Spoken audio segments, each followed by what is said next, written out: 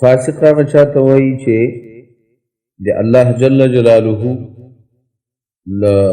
اطاعت او حکم منلو نه خارج وي.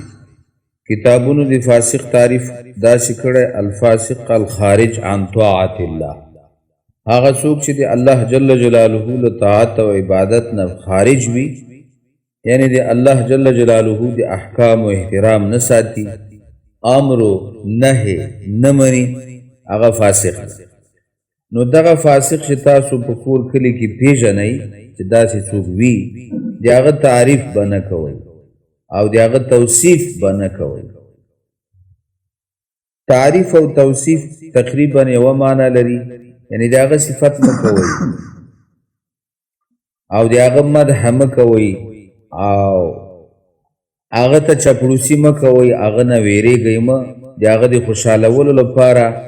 سره له دې چې ایس کمال پکې نه وي او ایس صفت پکې نه وي، د هغه صفت مه کوئ. که صفت کوئ نو د الله جل جلاله صفت وکئ چې لایق ده، د پیغمبر علیه السلام صفت وکئ چې لایق ده،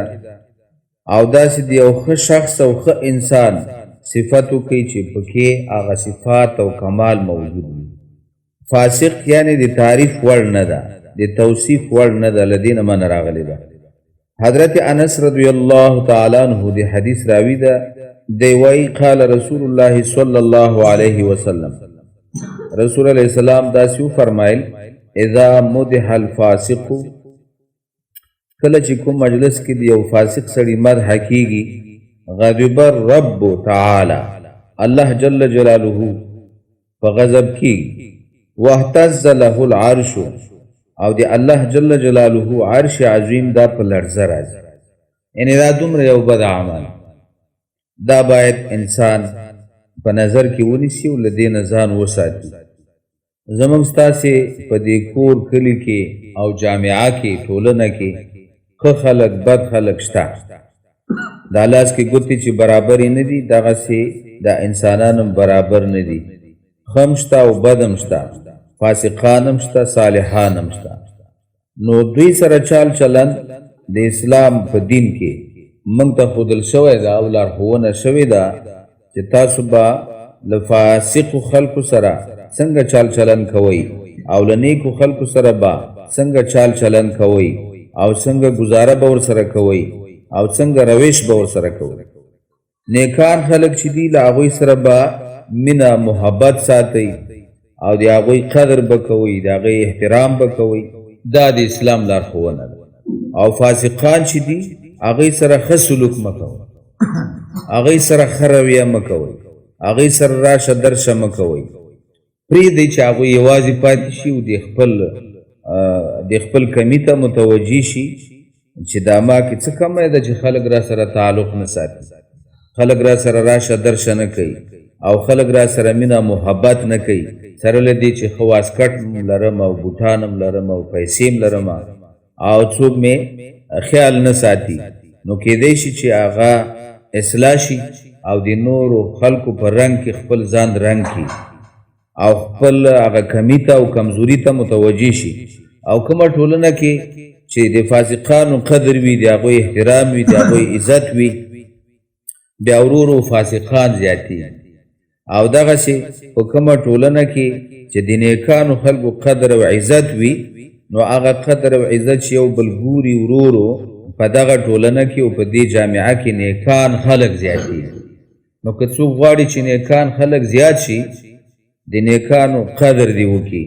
او که غواړي چې د فاسقانو قدر زیات شي، نو بیا د هغوی سره ناسته ولاړه راشه درشه تعلقات ساتل بالاخره د همدې سبب کیږي چې د فاسقانو ډله زیاته شي. اوس تاسې وګورئ، اندازه ولګوئ چې کوم ځای کې د خپل وي که د پردیو وي چې واده وي یا کوزده وي او څه ساز و سرود پروګرام پکې جوړ وي، تاسې وګورئ چې یوه شېبه کې څومره فاسقان هلته ټول وي. او بیا دا حال هم وګورئ چې چیرته د الله جل جلاله کلام لوستل کیږي یا د هغې درس کیږي او ترجمه یې کیږي، یا د پیغمبر علیه السلام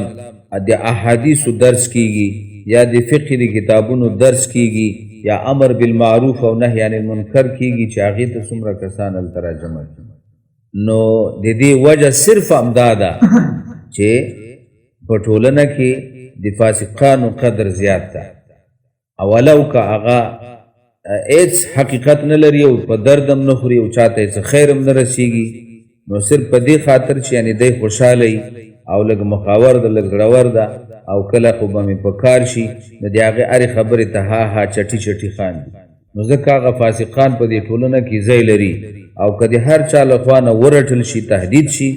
فاسقان یوازې پاتې کیږي بالاخره خپل ځان ته متوجه کیږي او خپلې کمزورۍ ته متوجه کیږي او اصلاح کیږي تاسو باور وکړئ چې اکثر وخت زه په دې خبره افسوس کوم چې په دې کور کلي او ټولنه کې کوم یو فاسقي او معمولی غوندې یوه مسله نو په درجنونو خلک د هغې پوښتنې ته ورځي که نه او داسې یو مظلوم سړی ولو که هغه سپینګیری نیکعملی او قرآن خوانی او منځګزاری حتی نفلونه هم کوي د الله ذکر هم کوي کار څومره مشکلات راشي نو هغه بیچاره باندې یوازې تېرېږي او څوک یې پوښتنه نه کوي دا د منګه د نظر کمزوري ده او د فکر کمزوري ده او دې کې چې پیغمبر علیه السلام څه فرمایلی دي هغې کې اسلام ته ګټه ده او اسلامي ټولنې ته ګټه ده چې فاسقان باید همیشه